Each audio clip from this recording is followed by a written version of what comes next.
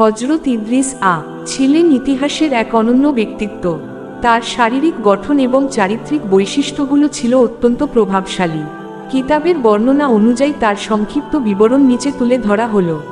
হযরত ইদ্রিস ছিলেন বাদামি বর্ণের সুঠাম ও সুদর্শন দেহের অধিকারী। তার চেহারা ছিল অত্যন্ত লাবণ্যময়।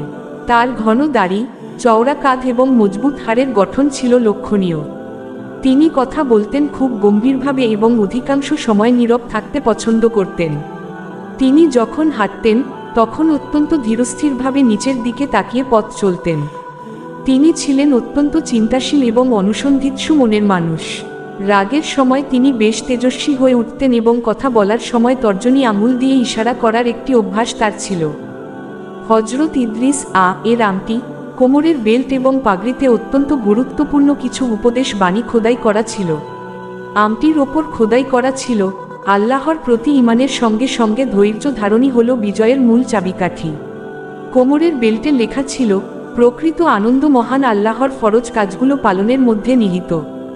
ধর্মের পূর্ণতা শরীয়তের সাথে সম্পৃক্ত, আর মানবতার পূর্ণতা অর্জিত হয় ধর্মের পূর্ণতা সাধনের মাধ্যমে। নামাজের পাগড়িতে লেখা ছিল, সেই ব্যক্তি প্রকৃত ভাগ্যবান যে নিজের নফসের প্রবৃত্তি প্রতি দৃষ্টি রাখে। পালনকর্তাদের দরবারে মানুষের জন্য সুপারিশকারী হল তার নেক আমলসমূহ।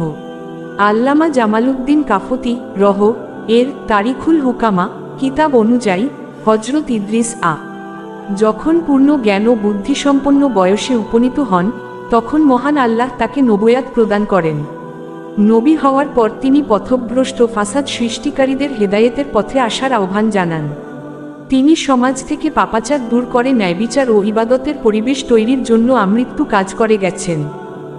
সবশেষে বলা হয়েছে, হযরত ইদ্রিস ৮২ বছর পৃথিবীতে অবস্থান করেছিলেন এবং এরপর আল্লাহ তাআলা তাকে বিশেষ মর্যাদা দান করেন।